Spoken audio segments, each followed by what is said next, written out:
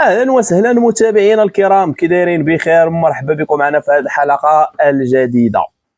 واخيرا ام يوسف كتخرج لنا بفيديو بعد طول انتظار. عرفتي بعدا انا شخصيا شحال وانا كنتسنى، والله كنت كنتسنى جوج حوايج: يا اما تخرج وتكلاشي لبنى، يا اما تخرج ماشي غتدافع على لبنى، غتدافع على لبنى ولكن بحال هذه الخرجه هذه. وفعلا كان الحس ديالي تقريبا شبيه لداك الشيء اللي خرجت لام يوسف. فام يوسف الاخوان خرجت وعبرت على الراي ديالها وقالت كانت متردده واش تخرج واش ما تخرجش، واش تهضر واش ما تهضرش، لانه اي حاجه غتقولها غتجي ضدها. فهمتي؟ اي حاجه يعني اي كلمه غتقولها غيخرجوا غادي ينتقدوها. اوكي، اول حاجه بدات بها ام يوسف من بعد ما برات لبنى، قالت ان لبنى مسكينه مظلومه وتعداو عليها ومسكينه لا حول لها ولا قوه. وهذه شهاده انا بعدا شخصيا كنعتز بها. وكيف ما قلت لك في البدايه ديال الفيديو، انا كنت كنتسنى انك تخرجي ضد لبنى دفاعا على الحفيظه ديالك. ولكن واخا هكاك في هذا الفيديو هذا ديالك ما دافعتيش على لبنى بزاف. علاش؟ لانه كنتي كتراعي الحفيظه ديالك، لانه ما يمكنش انك تخرجي تضربي في الحفيظه ديالك ولو تكون ما عرفت شنو. وحنا عارفين انها غلطات، ولكن ما غتقدريش تخرجي تقولي الحفيظه ديالي غلطات. ما غتقدريش، وحنا عارفين علاش. واخا حنا عارفين علاش. وهذا الشيء اللي كنت قلت البارح ان في الفيديو ديالي قلت لكم ان يسرى عندها غا ديريكت اغارس اغارس، وهذه حتى هي وحده من هذيك اغارس اغارس. اوكي، مازال غنجيو لهاد النقطه هذه. ام يوسف بدات بواحد النقطه، قالت لكم ان ربي قدر علينا هذا الشيء. لا، انا ما متفقش. انا ما متفقش. نتوما اللي قدرتوا على ريوسكم هذا الشيء، نتوما اللي قدرتوا على ريوسكم هذا الشيء. ماشي ربي اللي قال لكم سيروا ديروا لا، نهائيا نتوما قدرتوا على هذا الشيء. فهمتي؟ نتوما. هذه نقطه. واخا الدفاع ديالها على لبنى، قالت ان لبنى مظلومه مسكينه وتعداو عليها والله ياخذ الحق وهذا الشيء ما مزيانش. ما كنهضرش على، قالت لك ما كنهضرش على الفيديوهات ديال واحد كيضرب من هنا وكيضرب من هنا، لا، انما يعني في ارض الواقع انهم يتلقاو ليها ويتعداو ليها وما عندها لا حنين لا رحيم. بعدا ملي كتعترفوا بعدا انه مسكينه ما عندها لا حنين لا رحيم، غير هذه بوحدها، غير هذه بوحدها يخليك انك ما تقيش هذه الانسانه هذه ولو تاذيك، لان مسكينه ما عندها لا حنين لا رحيم. الزوج ديالها راه في الحبس، عائلتها بعادين عليها، كاين المسافه ما بين بلادها والبلاصه اللي ساكنه فيها. فغير هذه بوحدها غتخلينا نقولوا علاش غنتعداو عليها مسكينه، علاش غنضربوها مسكينه، علاش غادي نكرفوها مسكينه. لا، اللي فيها يكفيها. هي راه اصلا عايشه في جحيم باش نتفاهموا. راه بعيده على والديها، بعيده على بلادها، بعيده على المنطقه ديالها، بعيده على ولاد بلادها، بعيده كذلك على الزوج ديالها، بعيده على ما نقولش المجتمع ديالها وانما هذاك المحيط ديالها.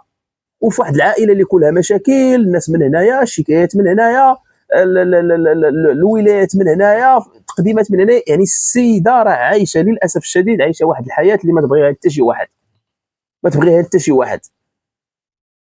وذكرت ام يوسف واحد الحاجه اللي حنا كنا كنتسناوك تزيدي تشرحي لنا اكثر، تزيدي تشرحي لنا النقطه هذه ديال انه الناس كيتشفاو. حنا عارفين انه ما كتركزيش على وما كتهضريش على يسرى، وانما كتهضري على الطرف الاخر، كتهضري على شميره وكتهضري على الناموسه، فهمتيني؟ لانه هذوك اصلا اعدائك، وكنتي كتهضري عليهم انهم هما اللي خارجين وكيتشفاو. وهضرتي على شميره انها خرجات وكتشفى وزيدوا، ولكن ما خرجتيش تقولي ان اول واحد، وراه بزاف ديال الناس كتبوها لها في الكومونتير، كتبوها لك انت في الكومونتير، راه اول واحد خرج وتشفى هي الحفيظه ديالك. ولكن علاش ما تخرجيش وتعاتبيها؟ انا بغيت غير نسولكم واحد السؤال الا جات على خاطركم، لانه حنا بعدا حنا عندنا في الشلوح، حنا راه ما عندناش هذه القضيه هذه. واش نتوما ما كتقدروش تعاتبوا بعضياتكم؟ بحال دابا انت مثلا، انت هي جداتهم، راه عندك الحق وعندك الصلاحيات الكامله والمطلقه انك تعاتبي يسرى على الاخطاء ديالها، وما عندهاش الحق انها تقلق لانك كتعاتبيها على الاخطاء ديالها. واش هادشي ما عندكمش؟ حنا ودي في الشلوح، وهذا الشيء ماشي، انا ماشي داخل في العنصريه وش حاجه بتاتا. انا معاشر مع الشلوح، عايش مع عفوا مع العروبيين ومع، فهمتي يعني؟ انا ما عنديش ديك العنصريه، وانا من الناس اللي كنحارب العنصريه وانا ضد العنصريه. حنا في الشلوح كنحترموا هذاك الانسان الكبير، ياك؟ كنحترموا هذاك الانسان الكبير، وحنا كنتصنتوا الهضره والنصيحه ديال هذاك الانسان الكبير. فهم؟ يعني مثلا الا غلطنا وجا عندنا مثلا واحد كبير، عمك مثلا ولا خالك ولا جارك ولا شي شيخ مثلا ولا شي واحد كبير كيجي كينصحك كيقول لك اودي هذه كتصنت كتعطي الودينه ديالك، هذه التربيه ديالنا، هكا تربيت انا بعدا شخصيا. كيجي شي واحد كبر منك كيعطيك واحد النصيحه كندير بها، غلط كيقول لي ودي راه غلطتي ما خصكش دير هذه، فعلا ما بقيتش كنديرها بلا عصا بلا والو، كلينا العصا فعلا. مي كاين شي امور اللي كتقال غير بالهضره بلا عصا بلا والو، كنتصنتوا. يعني حنا كنتصنتوا للناس اش كيقولوا لنا، الناس اللي عندهم تجربات، الناس اللي كبار فلاج، الناس اللي فايتيننا، الناس اللي قاريه، الناس اللي واعيه، حتى الناس اللي ما قاريش وما واعيش ولكن عندها تجربه كنتصنتوا ليهم، كنديروا بالهضره ديالهم، كنديروا بالنصيحه ديالهم. انتوما على ما باين ليا انكم ما كتنصحوش بعضياتكم، ما كتعاتبوش بعضياتكم. بحال دابا هذه بامكانك ودا لا ام يوسف مع لا امينه، مع كامل احتراماتي لك، بامكانك انك تخرجي وتقولي اودي حتى بنيتي يسرى ولا الحفيظه ديالي يسرى حتى هي غلطات وما كانش عليها انها تخرج بهذاك الفيديو، حشومه ماشي هذه هي الوقيته، ومسكينه حامله خاص هكا ترطبي. يعني غتخرجي غتوجهي ليها واحد النصيحه انه راكي غلطتي، ورطبي معاها كذلك في نفس الوقت، راكي حامله وردي البال الحمل ديالك وهذه وتهلاي في راسك، وهذيك راه مرتباكم، راه ما عندها حتى شي واحد، راه راجلها في الحبس، نهار يخرج راجلها ديك الساعه نعاتبوها على اي حاجه دارتها وتبراو من راجلها وهذه ما كاينش هذا الشيء. الحفيظه ديالي كتبقى حفيظه ديالي، لانه الا خرجت وعاتبت الحفيظه ديالي رسول الله الجماعه غيسكتها عليك. تقدر ما تبقاش تجي عندي، تقدر تمشي تقول لباها شي حاجه انا باقي محتاج ليها، ما عرفت شي حاجه بحال هكا، تقدر ما تبقاش تحملني، تقدر تقول عليا شي حاجه، تقدر دير عليا شي حاجه هكا. لانه دابا منطقيا، دابا انت نهضروا بالمنطق. دابا انت الا ما نصحتيهاش ودا ام يوسف، انت دابا الا ما نصحتيش يسرى، والا ما نصحتيش فاطمه الزهراء، والا ما نصحتيش كذلك ولدك يوسف، والا ما نصحتيش بنات حليمه، والا ما نصحتيش كذلك بنات اسيه، والا ما نصحتيش مثلا اولاد عبد الوهاب، والا ما نصحتيش كذلك عبد الوهاب، ولا راه ما يمكنش اصاحبي، راه ما يمكنش. النصيحه واحد الحاجه قيمه جدا. شتي النصيحه راه كاين الناس اللي كيخلصوا عليها، كاين الناس اللي كيبغيو واحد الاستشاره كيمشيو كيخلصوا عليها ابتداء من 50 درهم. انا ما كرهش ان يجي عندي انسان وينصحني، خويا فلان ها شنو كاين شنو كاين حاول وهذه وان شاء الله، ما كرهتش ما كرهتش. واش هذه ما عندكمش نتوما، ما عندكمش النصيحه؟ راه بان لي انه ما عندكمش. فعلا هضرتي هضره زوينه على لبنى انها مظلومه وهذه، ولكن ما عطيتيهاش حقها مزيان، ما عطيتيهاش حقها مزيان، انها مسكينه خدمات ودمرات ودارت ووقفات. شكون اللي واقف مع بوكريجه؟ دخلنا عليك بوجه الله ودا ام يوسف، قولي لنا شكون اللي واقف مع بوكريجه؟ شكون؟ لبنى. واحد الكومونتير تفكرتوا، يعني كنت كنصور هذه الحلقه هذه وانا نتفكروا وكتبته. بزاف ديال الناس الاخوان كتبوا لي واحد التعليق، قالوا لي انه نهار العيد الكبير هذاك الشيء اللي دارتو لبنى غريب وعجيب. شرحي لنا ام يوسف الله يجازيك بخير، اشنو دارت لبنى نهار العيد الكبير؟ اولا انتم الساده المتتبعين ديالنا شرحوا لنا لبنى شنو دارت نهار العيد من ماكولات ومشروبات وطهلوات حتى واحد البليزير كذلك دارتو. شرحوا لنا انا هادشي راه شفتو في فيديو، ولكن بغيتكم انتم تشرحوا لنا في الخانه ديال التعليق شنو دارت لبنى، شنو دارت لبنى، شنو طيبات، شنو وجدات، شنو عطات، شنو دارت، بغينا نعرفوا.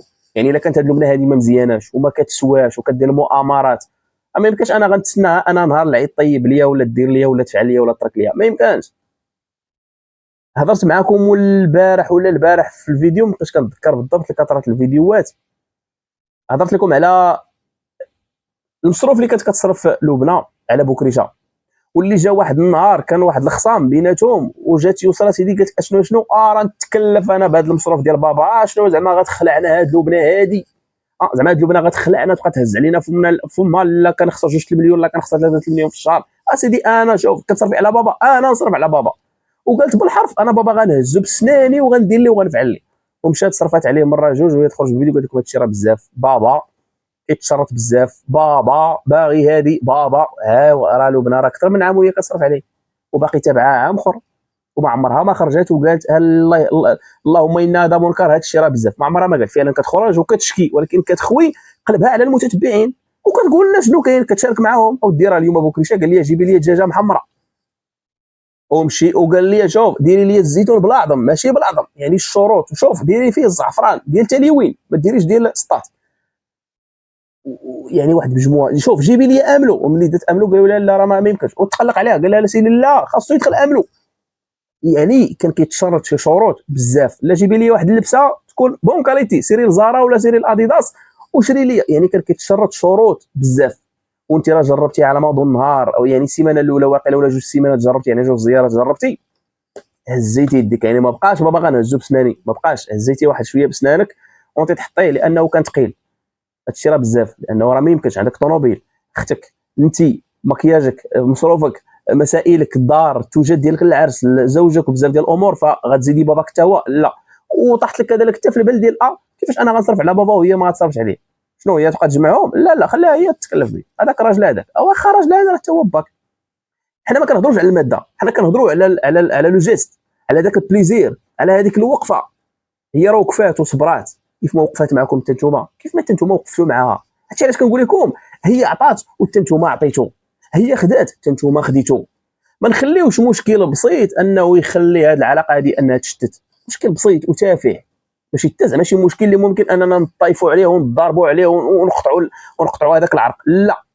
مشكل تافه جدا، مشكل تافه جدا. واش كاين هذا الشيء ام يوسف ولا ما كاينش؟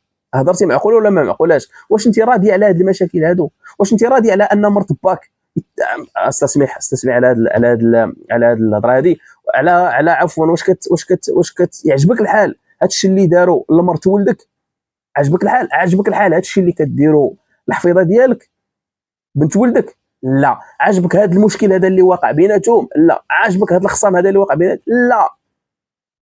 راه ما يمكنش انا في عائلتي، وانا كنظن انه هاد المتتبعين الاوفياء عندي الزوينين والرائع اللي عندي كنظن انهم حتى هما كيفكروا بنفس التفكير. ما يمكنش انا في عائلتي هكا انا حاط راسي بلاصتكم، ما يمكنش غنشوف هاد الشوهه هادي وهاد الفضيحه هادي وهاد المشكل هذا وغنبقى جالس مربع يدي، لا. غنهز التليفون وغنعيط للبنى، لبنى انت في الدار انا جاي عندك. غنعيط لليسرى، يسرى فين كنتي؟ في الدار انا جايه عندك. غنمشي عند هذه حتى الاولى وغنمشي عند الاخرى عاوتاني. شو واقع لا شوف هادشي ستات مدام.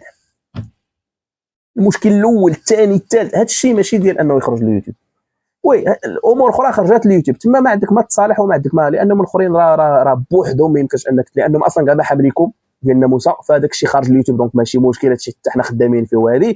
ولكن بحال دابا مثلا هذا المشكل ديال لبنى مع يسرى راه نورمالمون نتوما خاصكم تدخلوا نورمالمون. المشكل اللي كان واقع ما بين لبنى ويسرى وكذلك مرت عبد الوهاب وعبد الوهاب ونورمالمون خاصكم انتوما تدخلوا. انت يا ود ام يوسف شتي انا اللي فهمت هنا هو ان هاد الناس هادو راه ما كيحترموكش. يعني المكانه ديالك ديال واحد الجده ديال واحد الام اللي خاصنا نحترموها ونقدروها ونديروا بهضرتها ما كايناش. وشتي ملي الاحترام كاين عادم في واحد العائله، سمحي لي على الهضره هذه، كي راه الهضره راه ديال المنطق، راه انت في واحد المكانه خاصه خاص كلشي يحترمك، كلشي يدير بهضرتك، كلشي يدير بداك الشيء اللي كتقولي لهم. وقع شي مشكل خاصك انت تدخلي، وقع شي خصام انت خاصك تدخلي، وقع شي انت خاصك تدخلي، انت خاصك تصلحي. والهضره ديالك ما خصهاش تطيح الله بطبيعه الحال في الحق وفي المعقول، ماشي في التخلويط، لا في الحق وفي المعقول. مي انا اللي بان لي ان هضرتك ما ساويه حتى شي حاجه عند هاد الناس. وعلى حتى كذلك عاوتاني الامور اللي كتبان لي انه التدخلات ديالك ما كاينينش. كل كيلغي بلغا، كل واحد كيدير اللي بغا، لقاوها كيف ما بغاو، ما كاينش اللي عاتبهم ما كاينش اللي حاسبهم، كل واحد كيدير اللي بغا. ما كتحاسبيهمش وما كتعاتبيهمش، داكشي علاش يعني حتى انت كتخافي منهم وتا هما يعني تفرعنوا عليك، يعني ان صح التعبير. الله يهدي ما خلق هادشي، نقدروا نقولوا هادشي. شوف انا بعدا كنهضر على راسي انا شخصيا، شتي هادشي والله ما عاجبني بالله. شتي هاد المشكل هذا ما بين لبنى وما بين يسرى والله ما عاجبني. نتوما ما تدخلتوش، عاد ندخلوا حنا باي طريقه. ما دابا غتصنع بعدا نقدروا نقولوا ان لبنى غتصنت، غنقولوا لها انت في الفيديو اللي غتباني فيه ما تهضري على حتى مشكل، ما تهضري لا على يسرى، ما تهضري على حتى واحد، وغدير بهضرتنا وما غتهضر على حتى واحد. هذا هضره الا قلنا ليسرى غدير بها ما غديرش بها. يعني ننصحوها نقولوا لها شوف حبسي علينا هذا الشيء، ما تبقايش تهضري، ما غديرش بهضرتنا. ولا بد غتجي غتخلق لك شعوذه وهادي، وحنا هادشي من اللي ما بغيناش. حنا بغينا ان الانسان يطبق الهضره، هادشي راه ما كيشرفش. الا كنتو غتعاتبوها، انا ما قلت لكم ما تعاتبوهاش، الا كانت غلطه عاتبوها، ولكن ماشي دابا، خلي بعدا تيخرج باكم. توصلت بواحد التعليق ديال واحد المتتبعه قالت لي انتم باكم في الحبس وما رحمتوش، باكم في الحبس وما رحمتوش. راه احسن مسانده غتعطيوها لباكم هو انكم تعطيوه غير التقار، ما تديوش ليه المشاكل. بغاكم انكم تعيشوا بخير هنايا، وانت كنتو عايشين المشاكل ملي تمشيو عنده للزياره سيروا نتوما فرحانين وناشطين.